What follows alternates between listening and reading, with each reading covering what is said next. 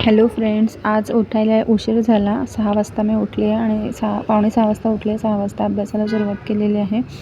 तर पहिला टॉपिक होता, आजचा टार्गेट होता ऊती आणि ऊतीचे प्रकार आणि अस्थिसंस्था. अस्थिसंस्थेचं तर थोडंच आहे, पण ऊतीचे प्रकार आणि वनस्पती ऊती, प्राणी ऊती असं यामध्ये टाईप्स आहेत आणि त्याची कार्य त्या कुठे कुठे असतात, माणसाच्या शरीरातल्या पण ऊती कुठे कुठे असतात, कोणत्या कोणत्या टाईपचे सेल्स त्याच्यामध्ये असतात, हे सगळं त्यामध्ये दिलेलं आहे. इम्पॉर्टंट पॉईंट्स मी अंडरलाईन करून घेतलेले आहेत. पूर्ण चॅप्टर मी आधी वाचून घेतलेलं आहे व्यवस्थित आणि त्याच्यानंतर त्याचे नोट्स करायला घेतलेले आहेत. तर एवढं सगळं होईपर्यंत मला 45 मिनिट्स लागलेले आहेत आणि मग त्याच्यानंतर मी त्याचे नोट्स करायला घेतलेले आहेत.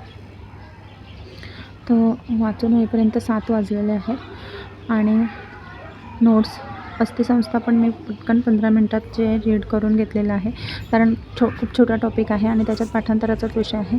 आणि त्याच्यानंतर मी नोट्स बनवायला घेतले आणि थोडे नोट्स बाकी होते, तर मी 11:30ला मला टाईम मिळाला तेव्हा मी नोट्स लिहायला सुरुवात केली आणि त्या नोट्स मी कंप्लीट केल्या 12:30पर्यंत. आणि त्याच्यानंतर मग जेवणाचं वगैरे आवरलं आणि नंतर दुपारी मला 3:30ला जेव्हा वेळ मिळाला सोडून झोपल्यानंतर, तेव्हा मी वोकॅब लिहायला घेतलं. वोकॅब मी जवळपास 1 तास लिहिलं.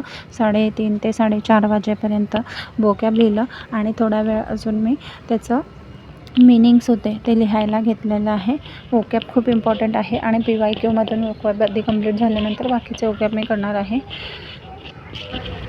4:30पर्यंत वोकॅब माझं कंप्लीट झालं. सकाळपासून जवळपास 2 तासाचा असं बसून अभ्यास झालेला आहे. नोट्स लिहायचं काम होतं ते अर्धा पाऊण तास केलेलं, पण ते रेकॉर्ड नाही झालं.